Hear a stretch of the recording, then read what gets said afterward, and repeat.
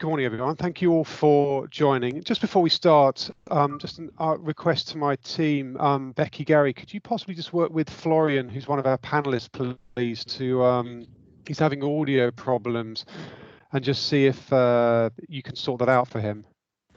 Maybe we just resend him an invite or something like that. But something's going wrong at his. Do you have his details? Yeah, I think so. Leave it with us. Let me just take you through his details. Sorry, everyone. We'll be starting in one moment.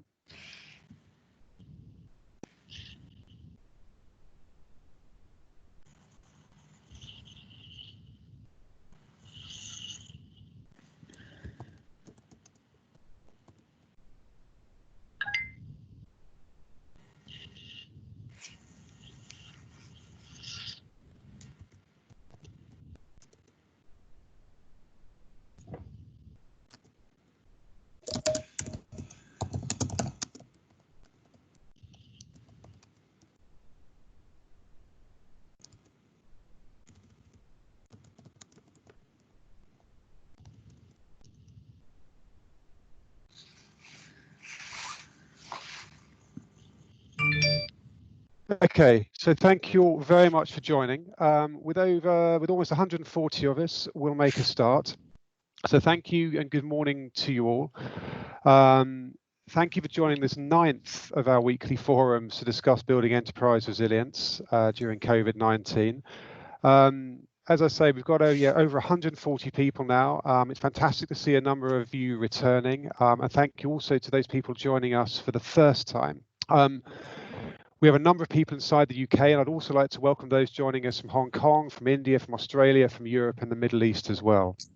My name is Paul Middleton. I'm a managing director within Protiviti in the UK, and I'm joined here as well by a number of my colleagues from Protiviti in the UK and also Robert Half in the UK as well. As I said each week, this is still our weekly collaboration forum.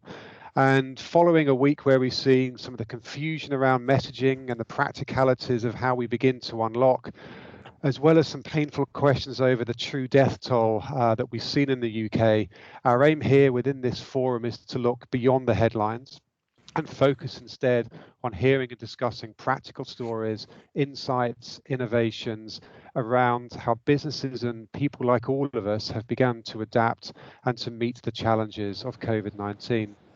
Last week, we heard how the airlines, restaurants and hospitality industry have all adapted and are readying themselves to remobilize. This week, we focus on some of the technology tooling that might be relevant to businesses of all kinds and help them adapt, remobilize and re-optimize, as well as secure their data with increased confidence. And building that confidence is really what this forum is all about, through hearing those insights and hopefully for some of you joining the dots to your own challenges and what you're hearing. And I think especially today, as you hear some of these technology stories and how people have used technologies, what we're hoping for is what someone described to me earlier this week as a serendipity moment where one of those stories, insights or innovations might just join the dots for you and give you the confidence to take that forward as well. So to facilitate the discussion, as ever, we have a number of panelists. We'll kick off with a weekly, just an update on the global recruitment market. As many of you have fed back that you see that as a useful barometer of wider economic trends. And then we're going to hear from 3 leading technology enablers and innovators. We'll hear from Nintex, who provide platforms to automate and optimize business processes. We'll hear from Blue Prism, who bring enterprise-grade intelligent RPA. And thirdly, Netscope, who are a leading cloud security platform provider. All hopefully relevant in one way or another to how you all see your businesses evolving and pushing through the crisis. We'll then end with a brief overview of the trends we see in the market from Protiviti, and as well as highlighting what the clients tell us is important. So we have a busy agenda. And for those of you who don't know, so to give you a bit of context, Protiviti is a change management consultancy. We focus on technology, risk and internal audit. And we specialize in managing those risks in your business, including operational resilience that help you face the future with confidence. So it should be of no surprise that a number of the people on this call are drawn from the risk world. And in collaboration with our parent company, Robert Half, we have people from a wider audience, so from financial services, charity, manufacturing, food, public sector, retail, hospitality, media, and many more. So before we kick off, as normal, just to remind you all, this is Chatham House rules, please. Secondly, this is your forum, and more so than ever, please share your perspectives, ask questions, disagree or agree. We're still at a number of people where we feel able to open the forum and to give you a chance to speak rather than make it closed. But if you don't want to do that, you've also got the ability to ask questions in the sidebar by just opening some of that Teams functionality there. So please do that. Ask questions, share your perspectives, and write them down, or take yourself off mute. For most of the meeting, I would ask, I will be muting everyone from time to time just to avoid the feedback and the background noise. So if you do wish to ask a question, please take yourself off mute, or please ask in the sidebar and I'll bring it back into the conversation so that our panelists can field that. I think that is everything in terms of an intro. So without further ado, I will turn to Layla Tyndall from Robert Half. And Layla is one of our managing directors in Robert Half Executive Search. And this is the second in our 2-minute barometers around recruitment, just to get a feeling of what the global market is looking like and to give you insight into which markets are opening. So Layla, assuming you can hear me, please can you... Perfect. Can you hear me? We can hear you, Layla. That's fantastic. Can you just share some statistics, please, Layla, around some trends that you've been seeing over the last week in the global recruitment stage, and can shine a light on how different geographies and industries are beginning to recover, please? I can, Paul. Good morning, everybody. So understandably, as Paul said, we are a barometer of the market, being very much frontline when things happen. COVID-19 hit us quickly. We had a 45 drop-off in revenue, particularly in the last 2 weeks in March. Our interim business dropped over 30%, so that gives you some context. Interestingly, our interim business probably paints a picture of where business was responding in the early days. Technology, finance was, and in our admin divisions were hit significantly, but technology and our digital and creative business in particular was only hit by 5%. So what are we seeing today? In the UK, job flow is up for us 17% week on week. So that means we're back up to about 43% pre-COVID levels. So most interestingly, our exec search practice has had tremendous momentum in April. We've had more retained searches signed up than in March, and that in fact that is true globally as well. We think that's because as businesses look to hire new skill sets, they're also taking advantage of wider and larger talent pools currently. So our good indicator of market confidence, and one of our key measurements, is job flow. As I said, we're back up to 43% now for pre-COVID. The last 3 weeks in particular, we have seen sequential growth week on week, now up to 18%.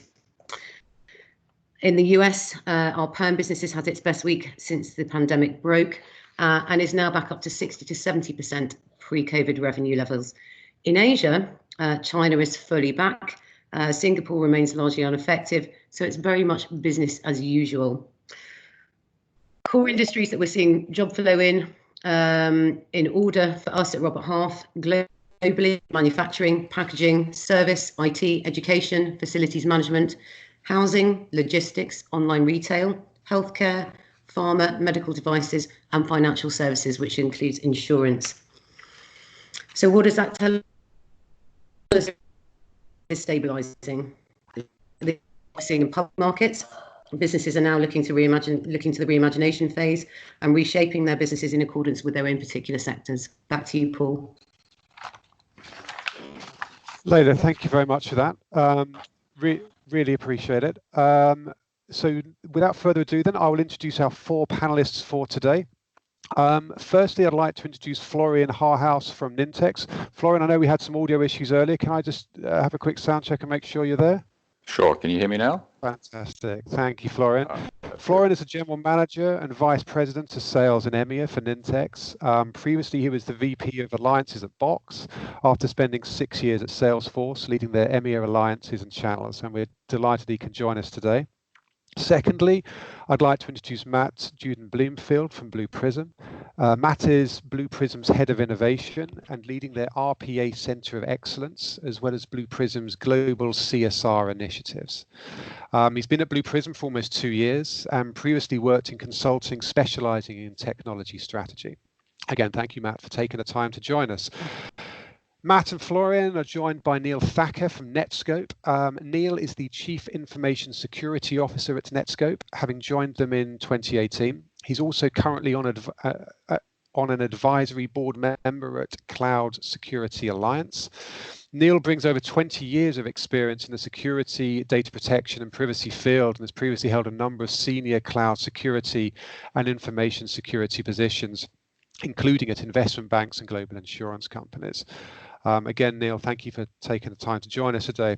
And fourthly, we're joined by Tom Lemon. Tom's a managing director within Protiviti, based in London, where he leads our Protiviti technology consulting practice.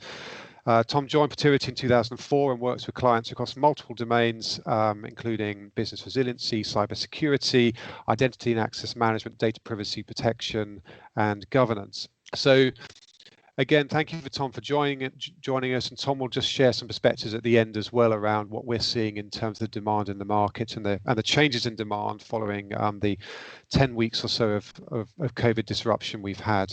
So just turning now to our questions. Matt, I will start with you if I may. Matt, from a Blue Prism perspective, automation is often seen as a threat by those who fear that it will replace their jobs. However, we find ourselves now in a time when that has almost turned on its head, and companies are looking for technology answers as a way to enable their people and save jobs. Matt, could you just give us an insight into how you've seen your client demand changing over the last 10 to 12 weeks, and the new ways you've seen your clients looking to apply automation and technology to deal with a new set of challenges?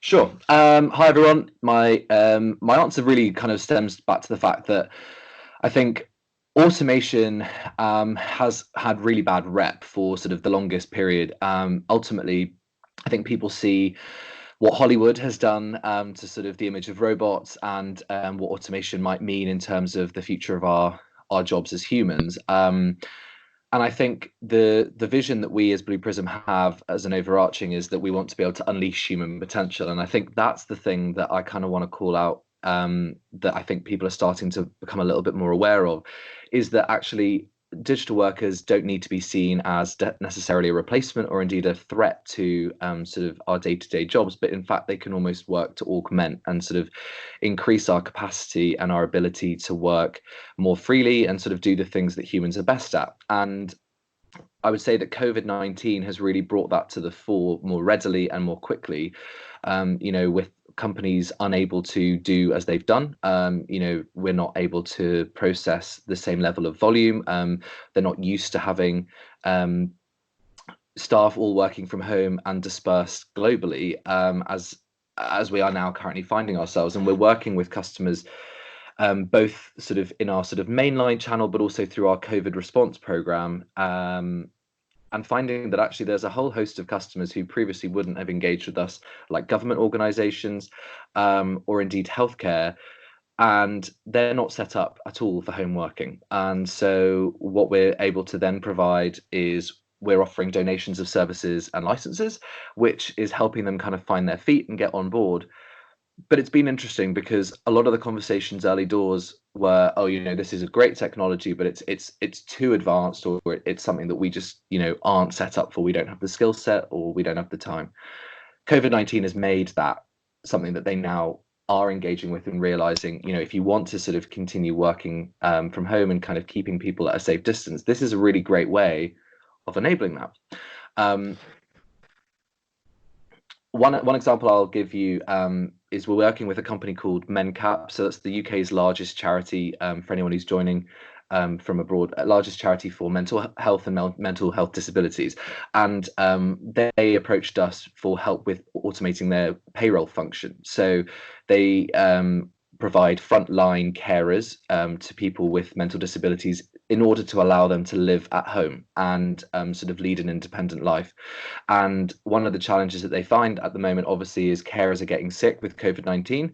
And so they've had to set up a call and a helpline in order for their staff to report in. What they found is that they're overwhelmed with the number of people who are reporting in sick, and they're also now needing to recruit sort of 5 times the amount of people that they were previously recruiting. Sorry. So we've helped them to automate some of their call handling and also their payroll function. And a really great quote that we got from Sam Jackson, who's the head of HR for Mencap. He said, at the end of the day, we need to pay our staff correctly and on time at the end of each month, particularly now in a crisis. And automating has sort of helped them and enabled them to do that. And he said, I really like this quote he came up with. He was like, until a couple of years ago, I was still using a Nokia 3310. He was like, if I can get a grip of what automation means and kind of utilize it and see its benefit, then anyone can. And I think that anxiety that sort of exists isn't necessarily always fair. And I think some of these nice use cases of where actually, do you know what? Let's automate the administrative processes, giving you back some time that you can go and spend with the people that really need the time. That's the way that I kind of want it to be seen and remembered. And COVID-19 has sort of expedited that a bit, I'd say.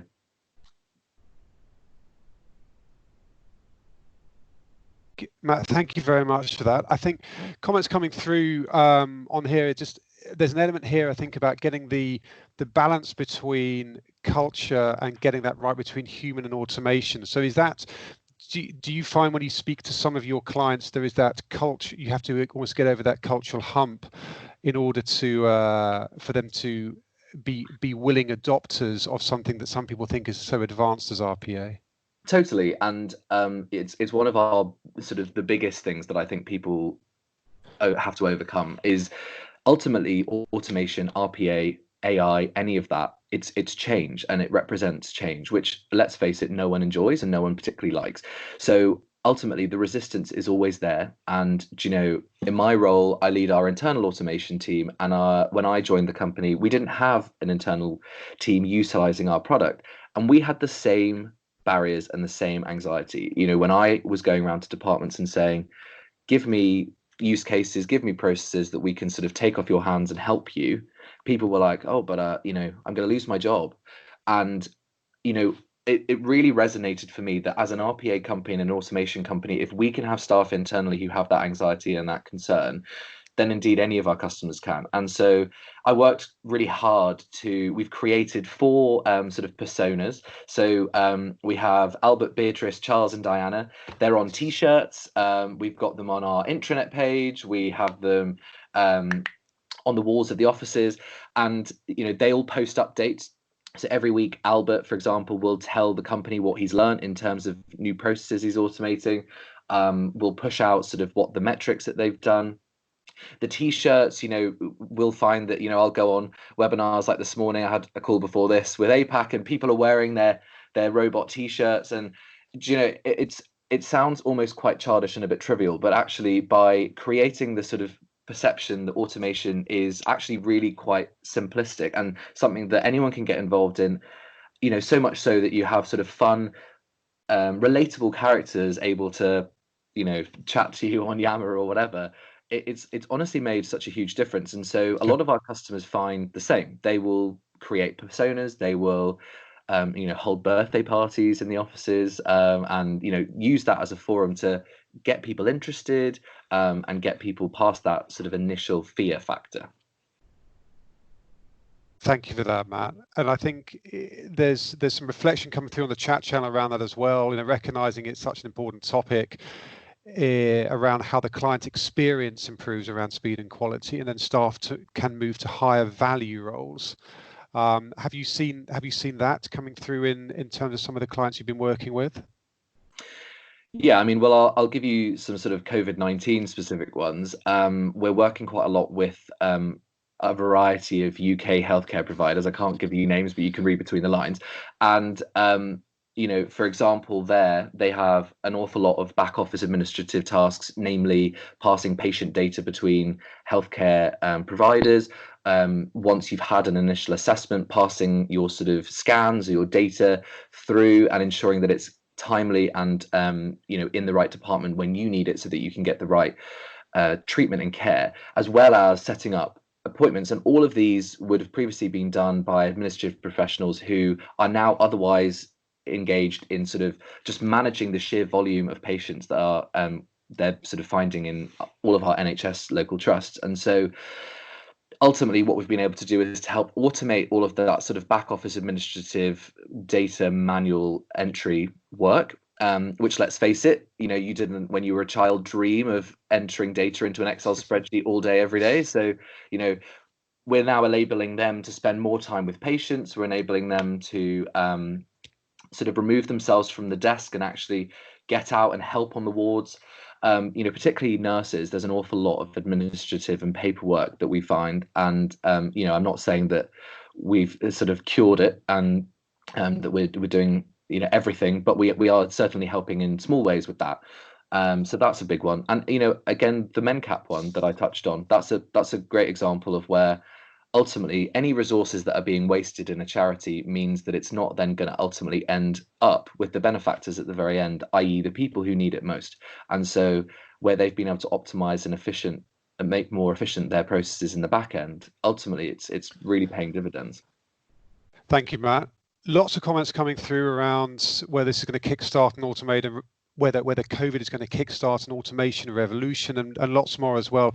I will come back to those, but also just wanted now to turn to our second panelist, who's Florian from Nintex.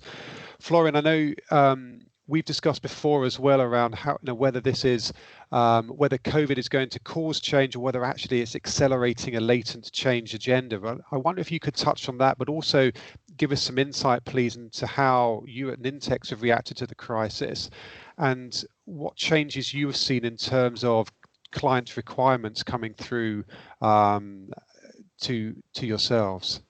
Sure. Thanks, Paul. And thanks for having me on the panel. And it's great to be here. Sorry about the earlier audio hiccups. I'm glad we got that sorted. Yes. So a couple of questions there. So first of all, I just want to add, what Matt was saying, because we kind of operate in a sort of adjacent space, really, and I couldn't agree more with what he'd said.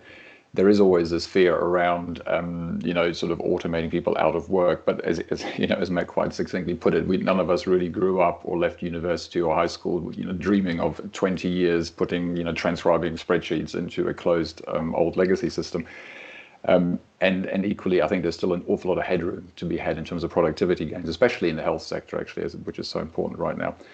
In fact, we have a saying at Nintex, which is, humans have better things to do. That's our kind of internal slogan that sort of drives a lot of our thinking and innovation around automation and really liberating people to sort of reach their creative and problem-solving potential by releasing them from the drudgery of the sort of repetitive tasks. So that's just on that.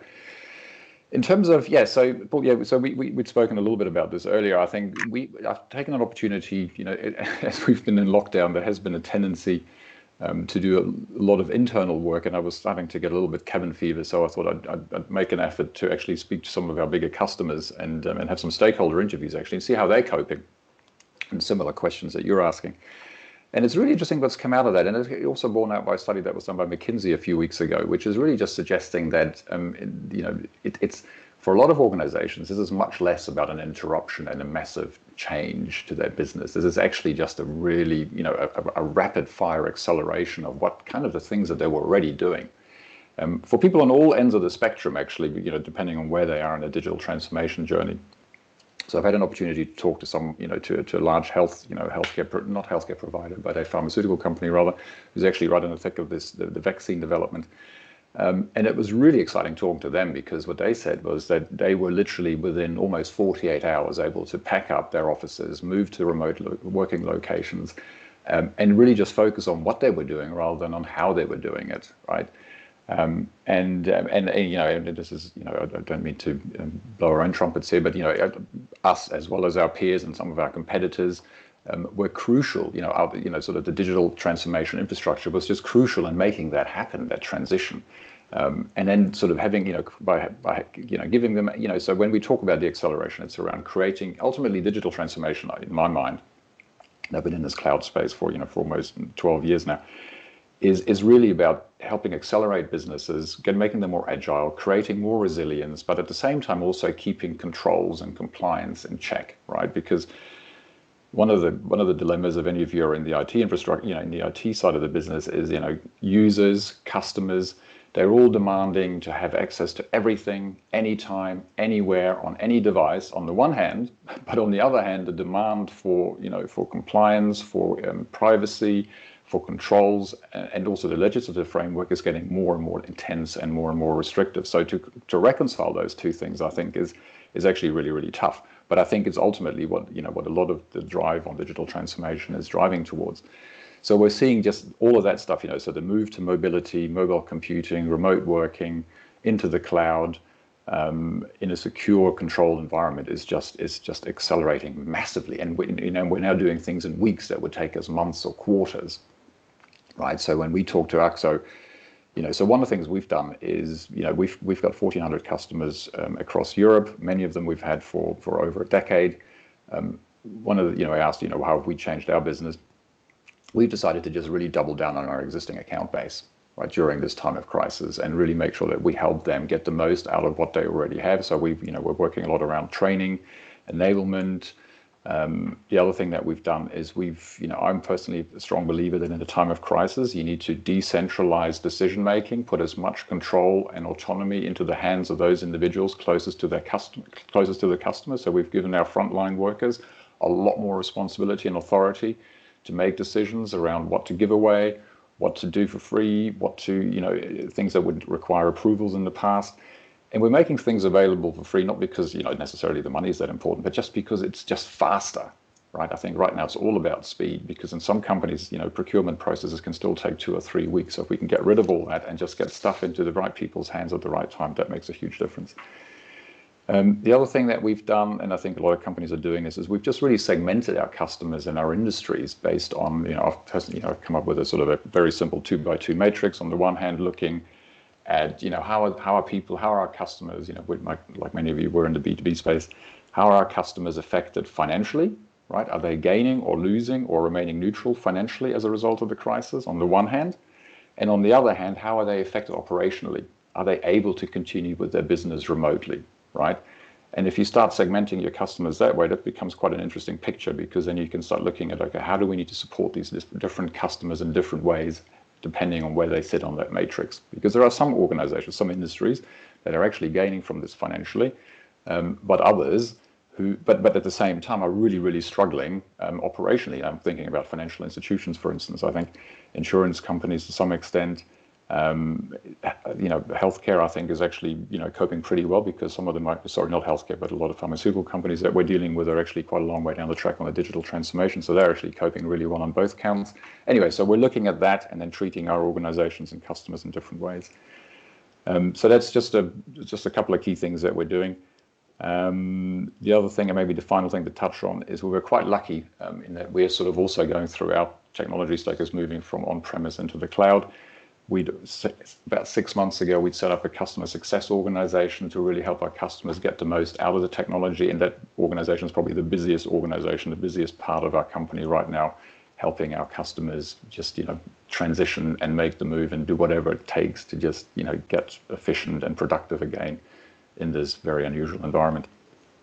So I'll pause there, because that was a lot. Thank you, Florian. Stop my monologue and hand awful lot of information there, and it's certainly inspiring some questions, and please keep those questions coming through. If I might take these 2 questions back to you, first of all, I think, Florian, you used the term there, digital transformation, and it just reflects a question that's come through. Do you see the term digital transformation in both of your contexts, Matt and Florian, as helpful or unhelpful? Because often it is associated with early or even over budget and under delivering projects. Do you see yourself in that, or is it actually a new norm in terms of what you're delivering? It's a very good point, actually, and something that's close to my heart. Having worked at Oracle, at IBM, Salesforce, and now Nintex, it's interesting, actually, because even before cloud and even before digital transformation, is a lot of the problems that we're trying to solve now we've been trying to solve for many decades. And showing my age here, I think ultimately what we're finding is customers just want to do more with less, right? And I think they've invested an awful lot already in infrastructure, and what they really want to do is, and I think if I was to ask this audience, if you had a chance to redesign your infrastructure from scratch right now, blank piece of paper, I don't think there would be a single person in the room who would redesign infrastructure exactly as it is today, right? And I'm seeing people nodding here on the screen. And look, it's even the same in my house, right? I've got G Drive, I've got Box, I've got Dropbox, I've got a whole bunch of stuff. It just grows. And we talk about systems integration. I think mentally, it's much more like a layering. So to answer your question, I think and I think this is something where we like to think we can help our customers. We tend to focus on helping people build on their existing digital infrastructure and just make it, and just get more out of it. And I think, in fact, we've just recently introduced something here at Netex called Clary, which sits on top of Salesforce, which makes it do something that Salesforce didn't already do. Rather than reinvent and come up with an entirely new CRM system, we just add another small layer on top of it. And I think even at Salesforce, a lot of the time I spent talking to customers about getting more out of their SAP systems, putting the SAP infrastructure on, is put it most simplistically, putting it onto an iPad or a mobile phone. And so it's really about just leveraging what people already have and just get those productivity levels up. Because if we look at productivity levels in the UK, and you sort of map those across, along the side of cloud infrastructure investment, unfortunately, the picture isn't great. So we just have a big job to do to just help people get more out of what they've already got. Thank you, Florian. Matt, quick perspective on that as well. Do you see the same challenges? Definitely agree with a lot of what Florian was saying. I guess I have a slightly different view on sort of the term digital transformation. I don't necessarily view it quite so negatively. And I would say that in terms of how we approach our enterprise sort of software solutions, I think the fact is that transformation kind of articulates quite readily that this needs to be something that is sort of company-wide and bought in and mandated across all levels. So, in order for it to work, you need to have the organizational structure set up accordingly. You need to have the right vision. You need to have the right governance. You need to have the right sort of technology stack, the right platforms in place. And I think, thinking of it in that sort of more holistic transformation piece, I think sort of helps it to not go wrong in many ways. I think often where things like automation can go wrong is where a team will decide to do it in silo on their own, side of desk, and then sort of not understand why other departments, are failing to sort of grasp what they're doing or are resistant to their change.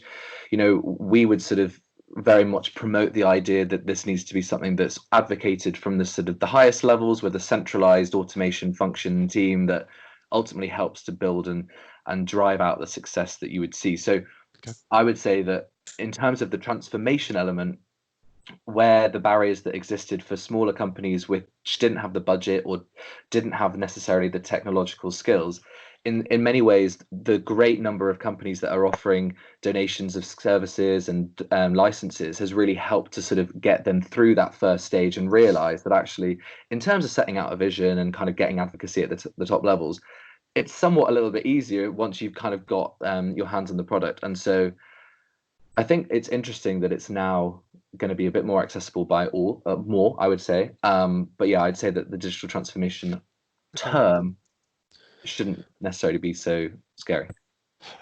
Lots more questions coming through, and I think I'm not ignoring those, and I will come back to them. But I did want to bring Neil from Netscope into the conversation as well, because I think it's all linked now to the security of it as well as an enabler of people's confidence in using some of these new technologies. Neil, thank you for joining us. Neil, there's really been a forum over the last few weeks that where we haven't mentioned the increased dependency on cloud solutions, but also alongside that, the increased perception of threat around cybersecurity, data security, and privacy. What are both the new and some of the most significant challenges your clients now face from that cloud security perspective, and how have you seen your clients ask of you and your team at Netscope change over the last few months? If you could give us some thoughts around that, please.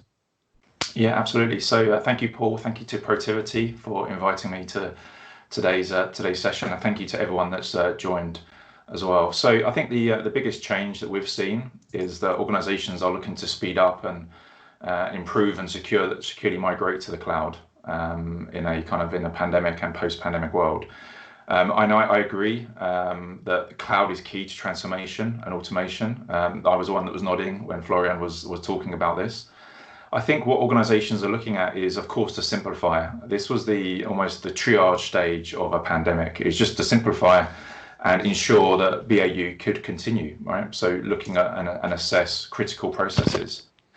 And I think what we saw is that the majority of organizations realized actually at that point in time how much of a dependency their kind of legacy and traditional network was, and also the number of services and cloud services that were actually already being consumed.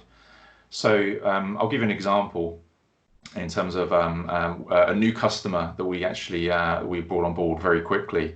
Is we were already in discussions with them. They were already looking to move 80% of their workforce to the Netscope platform around 2021. But because they had inherited and they'd built a kind of a legacy traditional kind of network with lots of security appliances stacked on top of each other. The issue when they went from pretty much overnight to 80% of the workforce were remote is that they realized that traditional approach with appliances just couldn't scale. So they tried to actually order some new appliances, and they were told by the vendor that they would take about 8 weeks to arrive. The fastest time turnaround they could install and go live with these appliances was usually around 4 weeks. That was the fastest. So they were looking at a 12-week end-to-end turnaround. And of course, I mean, 12 weeks, pretty much everything in terms of their business could be over. So they were looking to move fast and to the cloud to provide that level of security and service. And again, that was very simple to do with cloud because there is no challenge with capacity. Traditionally, there's no issues with scalability. You actually improve performance. You actually look at and lowering latency. And actually, of course, with cloud, you traditionally improve resiliency as well. So this was something they did as part of a fast track to support their remote workforce. We had an existing customer, actually in the same industry, civil aerospace, who had 120,000 employees. They'd made that decision in 2019 to go to cloud. And for them, again, it was a very simple process to ensure that their remote workforce could scale. We also had discussions with a number of other organizations, again, very large organizations that saw the use of collaboration tools grow exponentially. So again, we're using one right now. So Microsoft Teams was one example. They saw, again, overnight, the number of concurrent sessions they had go from 10,000 concurrent sessions to over 200 concurrent sessions overnight. And in this situation, it wasn't their VPN solution that failed.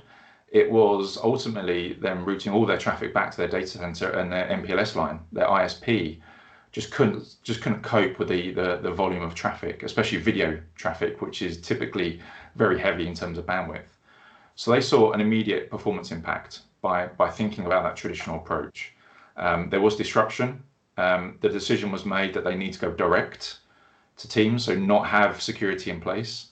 But then, of course, there was the concern that collaboration tools typically expose organizations in a way that typically employees collaborate can also introduce new levels of risks, especially around data protection.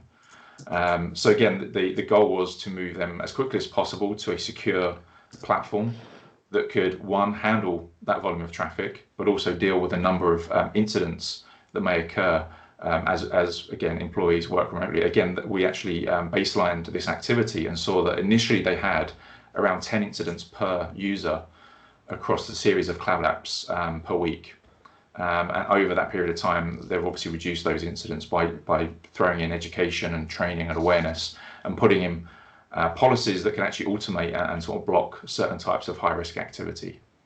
So that was how we've seen kind of organizations react. I think what we've seen definitely is that the pandemic has kick-started business transformation. I talk more business transformation than digital transformation.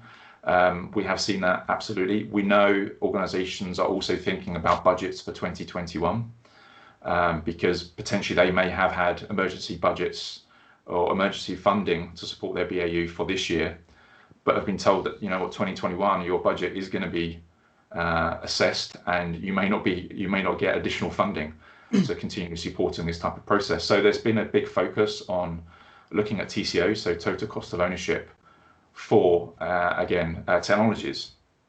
And again, when you start thinking about cloud was always designed really to be a cost-effective solution, right? You're using shared infrastructure. So if you have thousands of organizations using the same shared infrastructure, and you can apply privacy, data protection, meet the relevant export control laws and all these kind of things, then again, by using shared infrastructure, you traditionally lower cost. And that's what we've seen. Actually, we've had a number of discussions with of course CISOs and CIOs and even CFOs that want to improve their top line through transformation, bringing on new services, bringing on new kind of workloads and workflows, and becoming digital, but also reducing and just measuring and having a safe bottom line. So their expenses are also being reduced. The operational costs of running a network have to be reduced, especially when we think about the consumption of cloud. If you think that the average corporate network for a large organization can cost just the basic fundamentals $10 million a year, without applications, without servers, without data, just the pure connectivity. And then when you think about 85% of that traffic is already going up to cloud and SaaS services, then you can quite clearly see that it's not an investment that organizations want to continue making. And I think if the discussions I've had is again, to organizations, if you do nothing today, if you just keep continuing, again, putting appliances, supporting that traditional network, the cost will continually increase. And obviously, if we think about a gateway to cloud, if we think also about other disruptions, the gig economy, again, freelance workers working with, again, full-time employees, we have business partners now supporting through consultancy. All of these things should actually be considered, that again, we're not putting somebody on a network that sits in an office anymore. So this is kind of why we see kind of this big drive for cloud. And yeah, this is kind of one of the biggest, I think the biggest changes we're going to see in the next few years is the fast adoption and even more faster adoption of cloud services. Neil, thank you very much for that. You mentioned there around, companies looking at 10 million to invest in some of that infrastructure. And I just wanted to reflect on that and maybe just come back to Matt first, because I'm aware Matt has to leave us quite shortly, because it does play to a theme that sometimes companies look at RPA, process automation, cloud security, something that's for the big companies. And so we have a number of people on this call that are from smaller companies that maybe don't have that, those millions to invest in infrastructure, or indeed RPA, or indeed process automation. But can you share some stories and some insights around some of the smaller companies, and maybe starting with yourself, Matt, that have sought to apply RPA to the problems that they have? I know you've mentioned MenCap in the past, but others as well, for just those real quick, innovative wins during this period. Sure.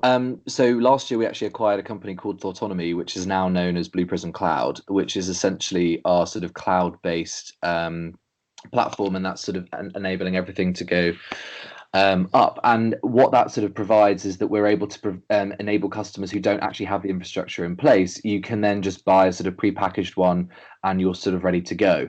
And what we've got as well is our digital exchange, which is an online marketplace. And again, all like skills and objects that have been created, you can just download, like a bit like the App Store. So for anyone who's sort of sat there going, oh, but we just don't have the infrastructure, what I'm trying to say before I give you the example is that actually you can get it relatively easily.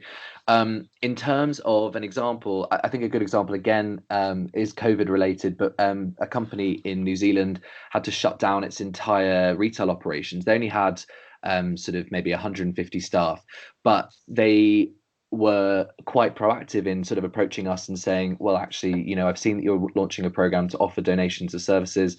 We want to be able to keep paying our staff. We want to be able to keep monitoring our online sales. We want to keep monitoring our supply chain. And, how can we do all of this without actually having people in the office or doing it? And so they then automated a lot of their back office functions. So tracking their shipments, tracking their customer trends online, tracking their, well, not tracking, but sort of just enabling and completing their payroll, completing their reconciliation of ledgers at the end of the month, for example.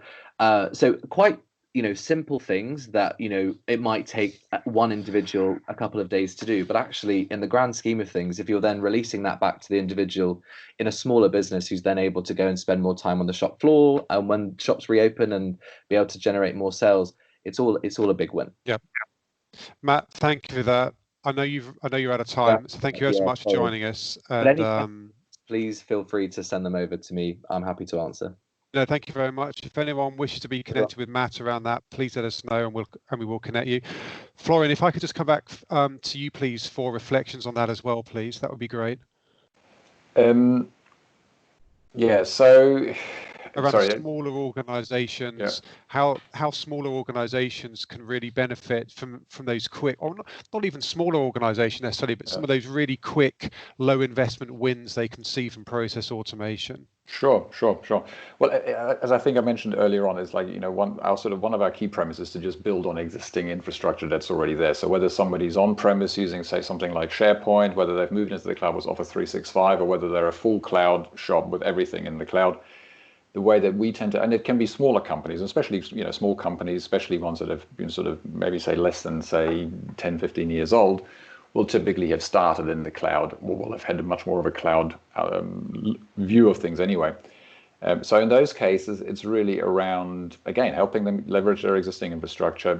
Somebody mentioned Teams, for instance. It's a perfect example, right? I think it was the previous speaker talking about, the proliferation of Teams collaboration tools. I spent some time at Box. One of the things that will happen is if companies do not move into the cloud, I think I've noticed one of the questions here in the chat group as well, talking to this, is that end users will do it themselves, right? So you get this thing called shadow IT. And things like Teams are fantastic tools, but they also have a tendency to sort of grow like wildfire, and people start new groups, and it becomes very, very difficult to control that. So, and not all companies, this comes back to your question rather, is larger organizations have got the controls, the infrastructure, the IT organization to help manage all that. Smaller companies don't. So what we help those smaller companies do is to just put a layer of security and compliance around, say, for instance, the proliferation of Teams groups and channels, right? To make sure that instead of just sending one up, you fill in a form. That form automatically sends off to somebody to get an approval. That's a very, very quick, easy process, but at least it keeps some control. But also, really importantly, when somebody then leaves as part of the offboarding process, they're also then disconnected from that Teams channel. So people don't leave the organization, but still have access to some very critical assets in that organization. So there's a very quick, agile ways that we can help small or medium-sized organizations to give the level of support and control that you would expect typically from a much larger organization. Okay. And then that's really useful. Thank you very much. Neil, then just to field some other questions coming through, and there's one here, I think, looking at the financial sector, and a few of these questions have been around the financial sector, but cloud, I think, for some is lagging within the financial sector, Neil, just because of the regulation around it. Do you have a view around that and how that's likely to develop, and the quick wins that some of the financial sector participants can make from cloud in terms of developing it and leveraging it? Yeah, and it's a valid point. I think there are certain industries that are not necessarily slow to cloud because they have many hurdles and challenges to overcome first.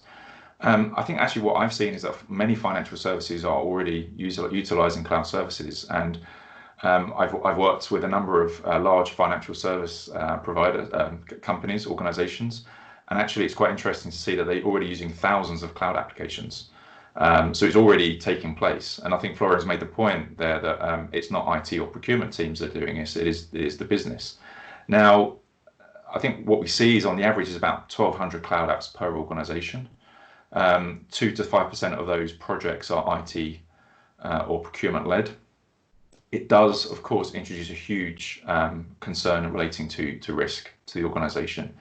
So, I mean, if you're looking at there are certain functions and business processes that obviously, of course, will never be migrated to cloud. But if you think about organizations, their marketing teams, their HR, their IT, and they're all going to have a specific requirement for a cloud service. And at the same time as well, you have the providers of technology and software that really don't want to offer a piece of software that gets installed on a organization's infrastructure. They want to host it. They want to be able to support it remotely. And again, if you think about it from an IT perspective as well, an IT and security team's perspective, thinking about going back to automation, we really don't want to be going in and patching and applying updates to these boxes, and every 3 years going in and taking out this infrastructure and reapplying it. So I've already seen financial services embrace that whole approach of looking at kind of the operational cost, the service cost of maintaining and running their own infrastructure and applications and appliances. And they've already made that decision that they're going to move away. The terms cloud first, I think, are well used.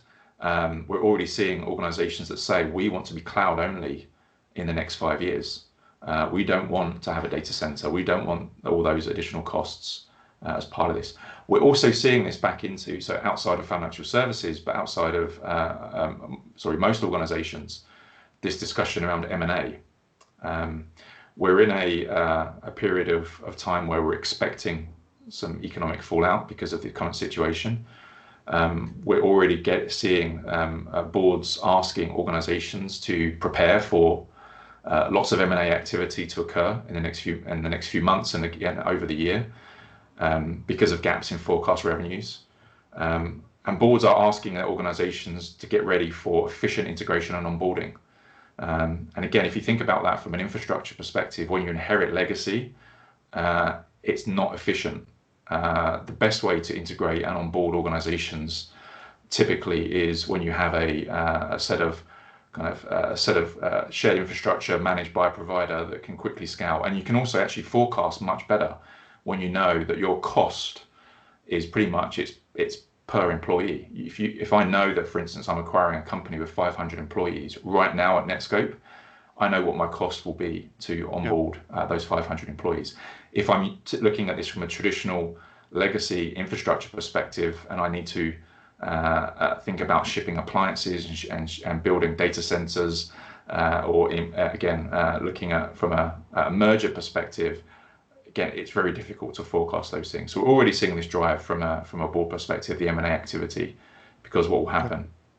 From a security perspective as well, it's great because we can actually start synchronizing policies very easily. Thinking about automation, everything should be kind of risk-based and data-centric. Tying those policies around that type of, ethos really is the correct way to go. Okay. Neil, thank you so much for that. Tom Lemon, are you there at the moment? I know you wanted to share a perspective on that as well. I was not sure if you're unmuted or not. I can hear a bang. Tom? Okay. So if I may then ask you both to, just while Tom's sorting out his audio, I think, just Florian and Neil, if you're just able then to look into your crystal balls a little bit, as we approach kind of this recovery phase and we come out of it, where do you see then the next big challenges for your clients as we head into that phase? From maybe Florian, if I can start with you from an automation perspective, and just picking up some of the themes of the comments we've come through around, how we see some high-profile names like Primark stumbling and not being able to take advantage of this. Where do you see the focus and the opportunity for these companies? Yeah, look, I think that first of all, I think we have to have customer empathy, right? Because people are in these situations for very good reasons, and so what we don't want to do is sort of hold a mirror up against those that haven't made the transition and sort of point out the mistakes that they've made. Quite the contrary, I think a lot of those reasons are very, very sound. I think that, but the challenges that they're going to be facing is almost, it's a bottom-up thing from the employees, right? If you're working in an organization where you cannot switch on your video conference because your VPN is overloaded, and you're talking to your friends or other members in your family, in your household, hopefully a 2-meter distance, and they tell you, actually, I'm doing all this on Teams, I'm doing all this on Zoom, etc., etc. These people are going to start demanding this work, and I've spoken to customers where that is actually the case, where you have a CEO who is very, very, very, because of very solid security reasons, is very, very anti-cloud. The employees on a very, very different track. So you're going to have, so I think that's going to be a big challenge because the genie's been let out of the bottle, if you like. It's going to be very, very hard to put it back in, especially in those industries where they've been traditionally being a little bit more conservative. I'd say that's number one. And I'm conscious of time, so I want to make sure there's some time for the others as well. But that would be my highlight. Okay. My headline. No, thank you, Florian. Neil, if I may ask you the same question, sir, where do you see both the forward-looking challenge for your clients in the cloud security space as well as the opportunity, please? So I think, again, I agree with Florence in terms of, I mean, we've had CEOs now perhaps get involved and be engaged in a pandemic response. I think that was for many, that was the first time that a CEO has been engaged in that type of issue. And I think I hope that this is a once in a lifetime for everybody, that we don't have to go through this challenge again. But again, I think CEOs are now fully aware of perhaps the issues that organizations, their organization has had with this transition and transformation.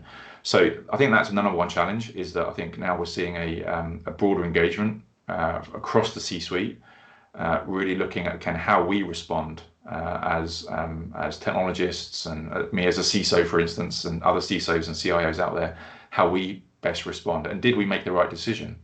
So that's one of the challenges. I also agree, I think, with some of the comments that have come in. There is still some hesitancy, some concern around utilizing cloud, because regulators, cloud service providers are not always transparent in some of their terms.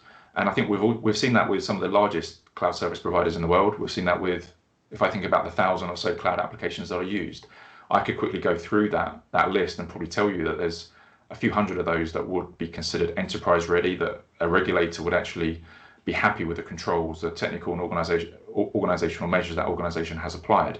But the other 1,000, perhaps not.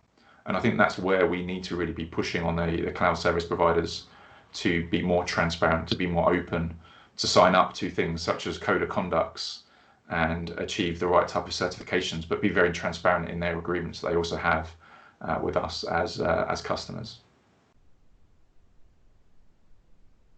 Thank you very much, Neil. I apologise. My colleague Tom can't come off of mute, but I think he's agreeing with some of what you said then, Neil, around how the current crisis, and as we learn lessons from it, we'll see resilience benefits that cloud has provided, and perhaps will help some of those financial services companies influence the regulators, kind of playing to a point made earlier around how we lobby those regulators and how some of the FS companies stand up a little bit more. And how some of them need to get their big boy pants on, so to speak, and help more with that dialogue and put their head above the parapet, maybe is a more diplomatic term there. So we are approaching time. I would really like to thank you all for your contributions today. I do apologise. I believe some people have had audio problems, other than Tom as well, just in terms of making their voice heard. So I apologise for that. We'll look into it. I see questions around, can we share recordings for this if people found it really useful? We'll look into that as well, and we need to just get permissions for that. We will look into that and come back on that. But we will also be sharing write-ups around this as well, so please look out for that. Our next forum, our 10th forum, is next Thursday on the 21st. You are all invited. If you would like to be a panelist and speak there, you are more than welcome. Please just let us know. As I say, we'll be sending notes out and we'll be posting on LinkedIn around some of the discussion points here. I hope you found it useful. I hope you have had some of those serendipity moments, as we said, where you have been able to connect some of what Florian, what Matt and what Neil has said into your own world and join those dots and see those benefits. But please send us all your feedback, your questions and your focus areas that you would like to see. Thank you once again to our panelists. Thank you all to our attendees for dialing in. Stay safe, and we will see you all next week. Thank you ever so much. Goodbye. Thank you. Everyone. Thanks. Thank you, everyone. Take care. Bye-bye. Stay safe. Thanks, Bye-bye. Florian. Thanks, Neil. Thank you.